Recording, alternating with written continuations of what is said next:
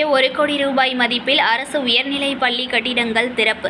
தொல் திருமாவளவன் பள்ளி கல்வித்துறை அமைச்சர் அன்பில் மகேஷ் ஆகியோர்கள் திறந்து வைத்தார்கள். செங்கல்பட்டு மாவட்டம் செய்யூர் வள்ளிபுரத்தில் செய்யூர் சட்டமன்ற தொகுதி மேம்பாட்டு திட்டத்தில் 1 கோடி ரூபாய் மதிப்பில் அரசு உயர்நிலைப் பள்ளியில் 5 புதிய வகுப்பறை கட்டிடங்களின் திறப்பு. பள்ளி கல்வித்துறை அமைச்சர் அன்பில் மகேஷ் மற்றும் விடுதலை சிறுத்தைகள் கட்சியின் தலைவர் தொல் திருமாவளவன் அவர்களும் புதிய கட்டிடத்தை திறந்து வைத்தார்கள். இதில் ஏராளமான திமுக கட்சி மற்றும் விடுதலை சிறுத்தைகள் கட்சி தொண்டர்கள் பங்கேற்றார்கள்.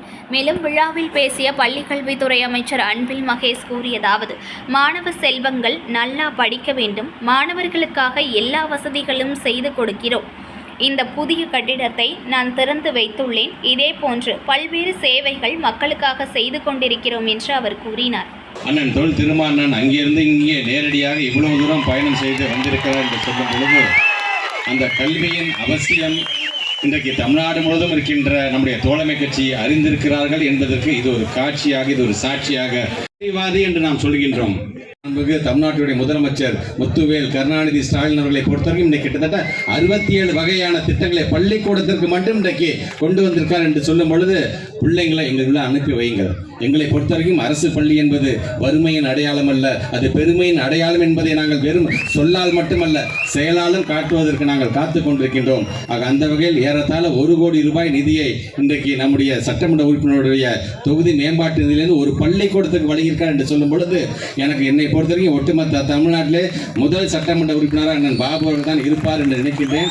ஆக மக்களின் சார்பாகவும் துறையின் சார்பாகவும் அண்ணன் அவர்களுக்கு என்னுடைய வாழ்த்துக்களையும் பாராட்டுகளையும் தெரிவித்து இந்த உரையை நிறைவு செய்கிறேன். நன்றி, வணக்கம்.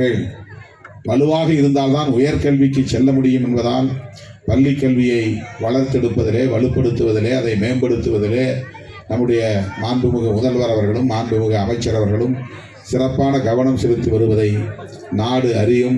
அந்த வகையிலே நாம் மாண்புமிகு முதல்வர் அவர்களையும் அமைச்சர் அவர்களையும் நெஞ்சார பாராட்டவும் வாழ்த்தவும் கடமைப்பட்டிருக்கிறோம். பிள்ளைகள் அனைவரும், ஒரு குடும்பத்தில் எத்தனை பிள்ளைகள் பிறந்தாலும் அனைவரும் கட்டாயம் கல்வி கற்க வேண்டும். அதுதான் மிக முக்கியமானது. கல்வி ஒன்றுதான் நமக்கு பாதுகாப்பு. கல்வி ஒன்றுதான் நம்மை முழுமையாக விடுவிக்கும். கல்வி ஒன்றுதான் எவராலும் களவாட முடியாத பெருஞ்செல்வம். கல்வி ஒன்றுதான் தன்னம்பிக்கையை தரும். கல்வி ஒன்றுதான் துணிச்சலை தரும். கல்வி ஒன்றுதான் தற்சார்புடன் வாழக்கூடிய அந்த வாழ்க்கையை நமக்கு தரும்.